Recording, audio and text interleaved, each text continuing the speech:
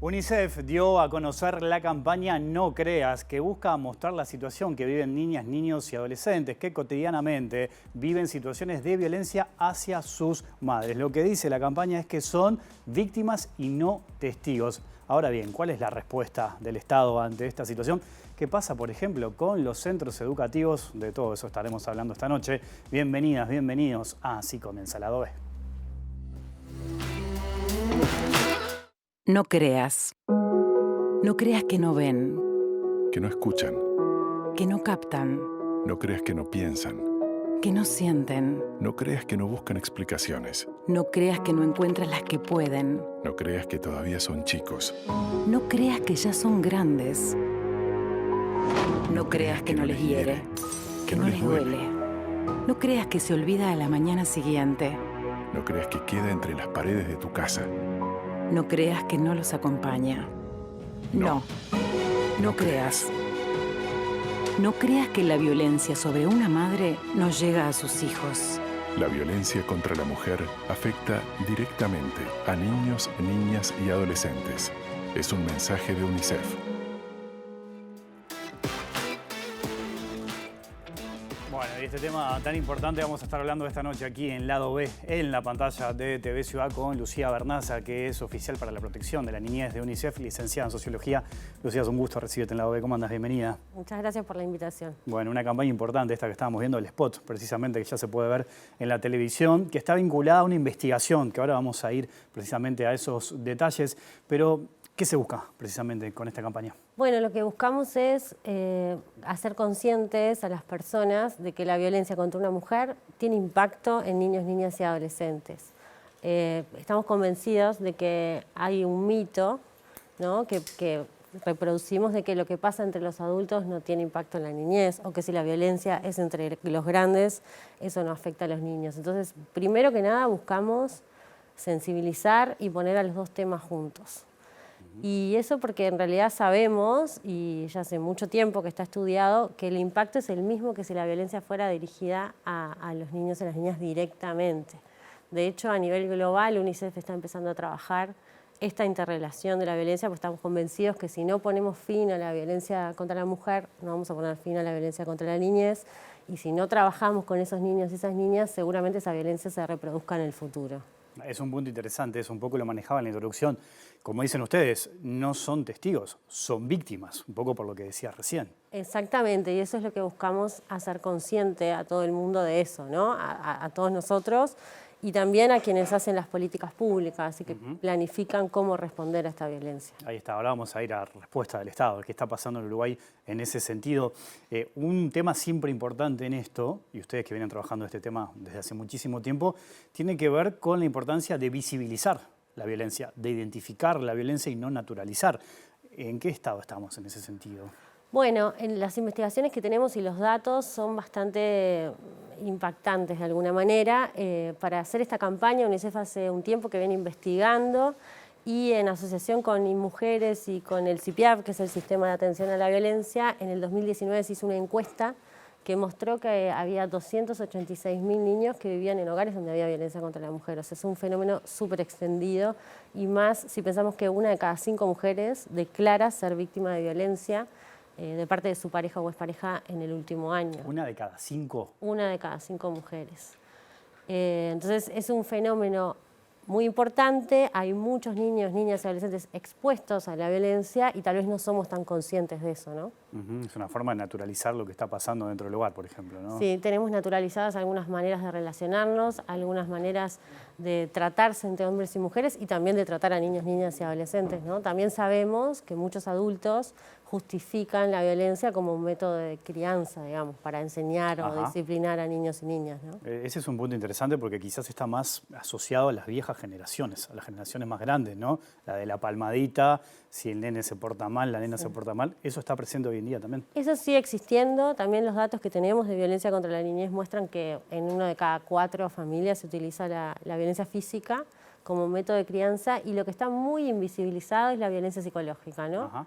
El maltrato, la humillación, bueno, humillar a los niños. ¿Cuántas veces escuchamos que alguien habla de su hijo, de su hija, y ese pobre no le da o no, que, o sea, eso está bastante presente en nuestra cultura. O sea, claro, hay distintos tipos de violencia, eso también vale marcar, y la violencia psicológica es importantísimo en esto también, ¿no? Sí, hay distintos tipos de violencia, hay distintas intensidades de esa violencia, hay distintos daños por la exposición a la violencia, tanto de la violencia de género, que a la vez genera dinámicas, ¿no? Porque a veces la violencia contra una mujer que los niños están viviendo y que tiene efectos, también genera violencia contra niños y niñas, ¿no? O sea, la dinámica en el hogar hace que muchas veces sean las propias mujeres quienes les gritan a los niños o quienes tienen conductas más agresivas para no desobedecer al varón. Eso existe, claramente. Estamos hablando de casos que se pueden llegar a repetir, o sea, la niña o el niño que se cría en un entorno violento puede llegar después en la vida adulta también a repetir lo que vivió de chico. Seguramente, o sea, no todos los niños y las niñas que están expuestos a la violencia después reproducen esos patrones, pero la probabilidad aumenta. Aumenta. Si tú estuviste expuesto, hay más chances de que seas un varón violento o una mujer víctima, ¿no? También UNICEF también trabaja el tema, y me parece que es importante decirlo, de esta interrelación de la violencia y también de los patrones de género con los que nos criamos, ¿no? Esos que generan un contexto que hace que los hombres son quienes son más agresivos o que tienen que poner las reglas, son los que tienen que proveer al hogar, y las mujeres se tienen que dedicar al cuidado y ser más sumisas. Eso llevado al extremo es un hombre que se siente dueño de una mujer, ¿no? Y que cuando la mujer de repente no hace lo que el hombre quiere, bueno, se dan reacciones violentas y hay niños en el medio, ¿no? ¿Qué pasa con la culpabilización? La culpa que puede sentir la mujer por no evitar determinadas situaciones, por repetir otras, por no poder irse de la casa, por ejemplo, por tema de recursos. Sí, ahí también los estudios que tiene UNICEF y que se han hecho con muchas mujeres expuestas a situaciones de violencia muestran cómo las mujeres, siempre en el pensamiento de las mujeres están los niños y las niñas. A veces habilitan o no se van o siguen con un hombre pensando que es mejor para sus hijos, y a veces rompen con el hombre violento pensando que es mejor para sus hijos. La culpa, digamos que no es individual, me parece a mí, ¿no? Que las mujeres sienten mucho dolor en esta situación y son conscientes de la exposición de sus hijos y sus hijas a esa violencia. También hay muchas mujeres que no se visualizan como víctimas, ¿no? Porque crecieron en una...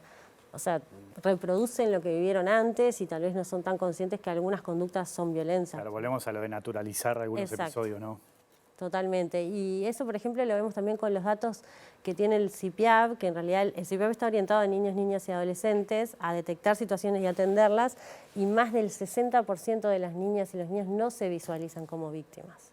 O sea, no son conscientes que son víctimas, pese a que se detectó una situación de violencia, se está atendiendo, y bueno, eso se constata, ¿no? A veces no somos conscientes de que somos víctimas de la violencia. Claro, eso es tremendo también, ¿no? Porque eso ya habla hasta de un cambio cultural, por ejemplo, ¿no? Totalmente. Sí, un cambio cultural que tiene que ver con esto que te decía de los patrones de género, que tiene que ver con saber que hay estructuras de poder que son diferentes entre géneros, pero también entre generaciones, entonces que los adultos muchas veces invisibilizamos lo que les pasa a los niños y las niñas, o pensamos que bueno, que es entre nosotros y a ellos no les va a afectar, ¿no? Porque somos nosotros, no entienden nada porque son chiquitos. Eso también hay que, ¿no?, revertirlo, pensarlo. Creo que se viene avanzando. Creo que la campaña contribuye a hacernos más conscientes de esa relación, ¿no? Lucía, ¿esto atraviesa todas las clases sociales? Sí, esto atraviesa todas las clases sociales, sí. De una manera u otra pueden variar los tipos de violencia, pero la violencia de género, clarísimo, y la violencia contra las niñas también. Ahora, vayamos a la respuesta del Estado.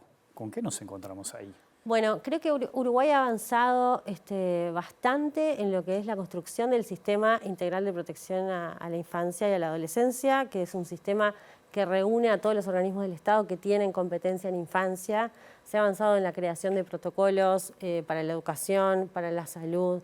Se ha avanzado en la formación de las maestras, de los docentes, del personal, también de la justicia, pero falta muchísimo. Esta investigación, que es fuente de inspiración para nuestra campaña, que bueno, tiene una parte que reúne testimonios de personas adultas que vivieron violencia intrafamiliar en su niñez, también tiene una segunda parte donde entrevista a muchos actores de la política pública Y ahí se ve claramente, todo el mundo es muy consciente de que falta articular mejor la respuesta de la violencia contra la mujer y la violencia contra la niñez, y que falta que estos niños y estas niñas que entran, digamos, por la situación de violencia de su madre, sean vistos como víctimas primarias. Pensaba recién en lo que decías, ¿no? De eso de la culpa de las mujeres, que muchas veces no tienen a dónde ir, ¿no? Y muchas veces se quedan al lado del hombre violento porque no tienen recursos como para poder escapar de ese hogar violento. Ahí es donde el Estado debería estar presente y poder ayudar a esa mujer, ¿no? Y a esos niños. Sí, y a veces también hay temor de la separación, ¿no? De si yo denuncio y tal vez no tengo a dónde ir y no hay tantos capaz que servicios que me reciban a mí con mis hijos. Bueno, hay que seguir avanzando, y yo pienso que en realidad Uruguay ha avanzado bastante en la respuesta, bastante en la normativa. Uruguay tiene una normativa que reconoce a los niños y a las niñas que están expuestos a la violencia de género como víctimas. Tiene un sistema que tiene que seguir mejorando, pero hay poco trabajo en prevención, en esto que estamos poniendo con la campaña, ¿no? En prevenir la reproducción de la violencia, en reparar la violencia, en hacer campañas de pautas de disciplina no violenta, por ejemplo. Hay muchas personas que a veces utilizan la violencia para educar a sus hijos porque no tienen otras herramientas o no conocen otras herramientas y apelan a lo que saben hacer o están acostumbrados o hicieron con ellos, ¿no? Entonces, creo que fundamentalmente falta trabajo en prevención y en articulación de los dos servicios, digamos, en los dos sistemas, el que atiende la violencia de género y el que atiende la violencia contra la niñez. Pensaba cuando decías esto, ¿no? El rol de los centros educativos, que debería ser fundamental, y muchas veces son las maestras, son las escuelas los que terminan identificando los casos de violencia. ¿Cómo estamos parados en ese sentido hoy? Bueno, ahí una de las cosas que sale en la investigación es que los docentes, sobre todo, reclaman más formación, como que tienen las herramientas sobre qué hacer cuando detectan, pero que necesitan más formación. Y creo yo claramente que necesitan más formación también en esto de mirar la interrelación de la violencia, que cuando hay un niño o una niña víctima de violencia, probablemente también haya una mujer víctima de violencia, ¿no? Y al revés, cuando tenemos una mujer, probablemente haya niños y niñas. O sea, ir más allá del caso puntual que se está detectando, por ejemplo. Exacto. Ajá. Y pasa de que a veces en el centro educativo, bueno, no se le presta mucha atención o se trata como de bajarle el perfil a la situación de violencia que se puede presentar, ¿o no? Hay de todo, ¿no? Hay personas muy comprometidas, hay maestros muy comprometidos. Nunca es fácil cuando uno detecta un caso de violencia cómo pararse, qué hacer, qué tengo que hacer, ¿no? Es como, hay rutas, pero esas rutas todavía falta que apliquen a todas las localidades del país. Hay rutas que están armadas pensando en que existen muchos servicios que en algunos lugares del interior rural, por ejemplo, no existen, ¿no? Si yo tengo que ir a denunciar a un papá y ese papá resulta que es el comisario del pueblo, ¿me explico? Sí, sí. Todavía falta mucho por trabajar en localidades pequeñas. Bueno, ese es un tema importante, pues no es lo mismo Montevideo que una localidad chica del interior, por ejemplo, ¿no? Ahí nosotros estamos avanzando, el CIPIAB es súper consciente de esto, todos los actores que trabajan en los temas de violencia son gente súper comprometida con la temática. Bueno, hay que seguir innovando y pensando cómo hacer para detectar y atender mejor, ¿no? Dar mejores respuestas. Me quedo con esto que mencionabas recién de ese planteo de los docentes, que apunta a la formación, precisamente, ¿no? De las maestras, de los docentes. ¿Dónde se debería poner el foco, por ejemplo, para que esto funcione? La formación de los docentes para detectar mejor y sobre todo sobre cómo actuar en beneficio, digamos, y no evitar revictimizar, y cómo actuar articuladamente con otros servicios del Estado. Sale mucho en la investigación esto de necesitan más formación sobre violencia de género, ¿no? Como que hay bastante avance en violencia contra la niñez, pero bueno, en esta articulación y qué hacer, quiénes son los que trabajan en la violencia de género, por dónde tengo que ir, dónde tengo que denunciar. Hay un trabajo por hacer todavía. ¿Pasa que las niñas y los niños desarrollan como estrategias también para poder prevenir la violencia en ese sentido? Lo que nos muestra esta investigación es que los niños y las niñas desarrollan diversas estrategias para sobrevivir a la violencia, ¿no? Ahí la investigación es muy clara en mostrar cómo a veces hay niños que lo que se llama en la investigación es la fuga, es decir, como como escaparse de las situaciones o hacer como que no pasaran o tratar de no llegar a casa. Hay otros niños que enfrentan, ¿no? Que de repente quieren proteger a su madre y se enfrentan al agresor. Los niños y las niñas desarrollan diversas estrategias, pero tenemos indicadores, sabemos qué características o qué puede pasar o cómo se combinan esos indicadores que te puede dar la pauta de que ese niño o esa niña está expuesta a la violencia, ¿no? ¿Es posible revertir esto en un corto plazo? Digamos, entiendo el objetivo de la campaña, las políticas que ustedes desarrollan, pero la experiencia, ¿qué dice, por ejemplo, en esto? Bueno, o sea, en un corto plazo, no sé, pero hay que tener una mirada un poco esperanzadora, porque si no uno no puede además trabajar. Lo que sí sabemos es que los niños y las niñas son súper resilientes y que responden a la reparación. Entonces, por un lado tenemos que darle mejores reparaciones, enseñarles a relacionarse diferente y después apostar al cambio cultural, que nunca es de un día para el otro, pero que puede suceder. Creo que de verdad en políticas públicas cada vez hay más conciencia de esto. Ajá. A nosotros en Uruguay nos cuesta movernos, pero bueno, después que tomamos la decisión y la decisión es determinada, se va avanzando. Tal vez habría que acelerar un poco más. Cuando decís nos cuesta movernos, es incluso hasta decisiones políticas, leyes que promuevan, por ejemplo, claro, infancia de saludable. políticas públicas, eso tiene sus cosas buenas y tiene sus cosas malas, pero todo se discute mucho, lo cual también está bien. Entiendo. Pero lleva tiempo, o sea, cambiar una política de atención de un sistema que es enorme, como el de atención a la violencia contra la mujer o el de atención a la violencia contra la infancia, articular, que los servicios funcionen bien desde Montevideo hasta el último pueblo, eso lleva tiempo y lleva recursos y lleva el compromiso de muchas personas. ¿Cómo estamos parados nosotros, el Uruguay, en este tema, si miramos la región, por ejemplo? Bueno, en el tema de datos, por ejemplo, para decirte de niños expuestos a violencia de género, somos el primer país de la región que lo tiene, porque este es un tema que ha abordado así como interrelacionadamente, no es de hace tanto tiempo, y no es solo en el Uruguay, es un tema de cómo se aborda la violencia. Así que ahí no tengo con qué compararnos. Pero en lo que tiene que ver con violencia contra la niñez, sí hay estudios, hay una encuesta de UNICEF que se hace regionalmente, que se llama MIX, que ahí muestra que la mitad de las familias utilizan algún método de crianza violento, que 1 de cada 4 utiliza la violencia física. Y eso nos coloca no tan arriba como nos gustaría en la tabla, o sea, de mitad de tabla en la región. Hay países que están mucho mejor que nosotros y otros que están francamente peor. También en el tipo de violencia, ¿no? Hay países que la violencia física se utiliza mucho más que en Uruguay. Igual sabemos que la violencia psicológica es súper dañina también, ¿no?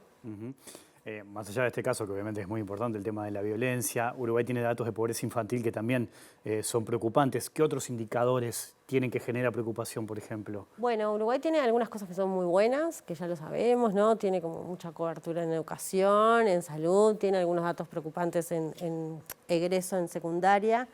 Y Uruguay tiene un tema que a nosotros nos preocupa y venimos trabajando hace un tiempo, que es el tema de la alta tasa de niños, niñas y adolescentes que viven en instituciones 24 horas, es decir, que están separados de su familia. Creo que eso también tiene que ver con el tipo de respuestas de protección que estamos acostumbrados a dar, pero Uruguay tiene alrededor de 7.000 niños y adolescentes que tienen protección 24 horas. Esto es, o están en un hogar de INAU o tienen atención 24 horas en contexto familiar. Eso es un número altísimo. Altísimo, que nos coloca terceros en la región, después creo que de Surinam y Haití.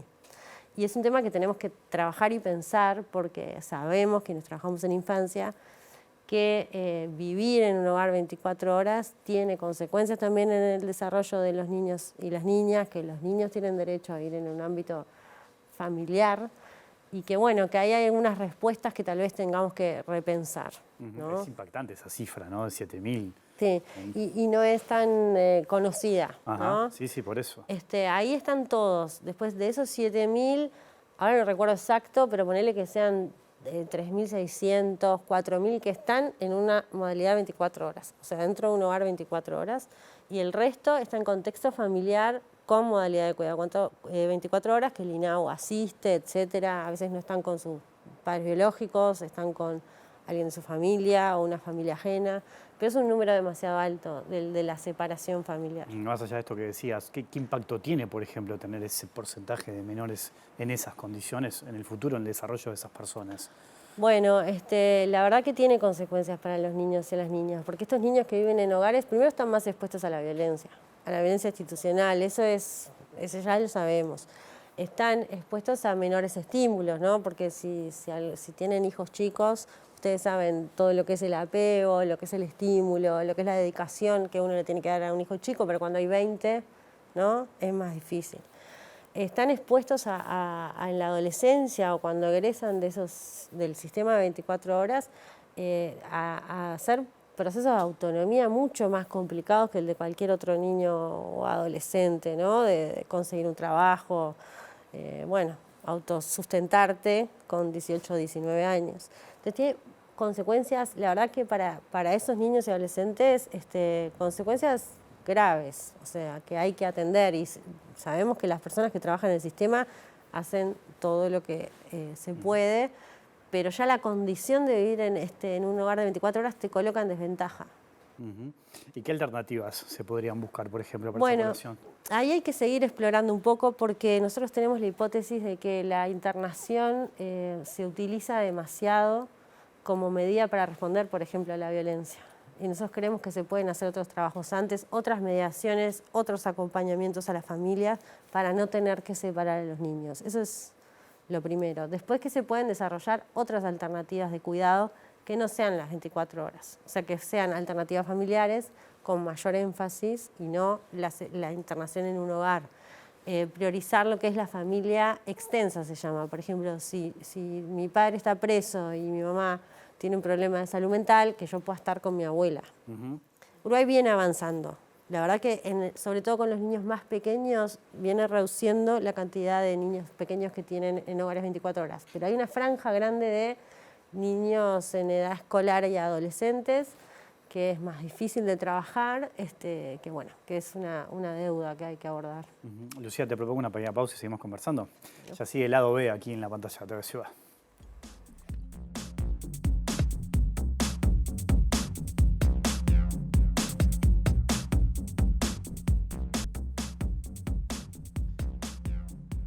Seguimos aquí en Lado B, en la pantalla de TV Ciudad, conversando con Lucía Bernaza, oficial de protección de la niñez de UNICEF, licenciada en Sociología. Lucía, hablamos de la importancia de la infancia. Aquí en el programa hemos tratado más de una vez el valor de la primera infancia, ¿no? Atender la primera infancia, el desarrollo de una persona, que sabemos que si no tiene las necesidades básicas se le puede generar complicaciones en el desarrollo.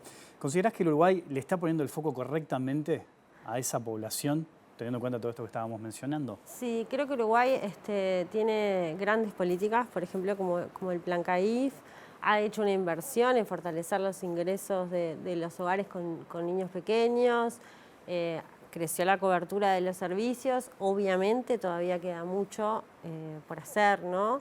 Y la verdad es que hay que invertir mucho en esas familias que tienen niños pequeños y están por debajo de la línea de pobreza. También me gustaría decir que hay que invertir en las familias que tienen niños pequeños en la primera infancia y también que tienen muchos hijos, porque por lo general ponemos mucho el énfasis en la primera infancia, pero hay otros niños y niñas que además crecen y tal vez todas esas políticas que tienen de apoyo en la primera infancia las van perdiendo, ¿no? Ajá. Pero o sea, sí. Decís de extender el foco, la atención. Sí, a todas las familias con niños, ¿no? Que están en situación de pobreza, que tienen niños pequeños y niños un poco más grandes. Yo he hablado con varios legisladores de distintos partidos políticos que trabajan estos temas, ¿no?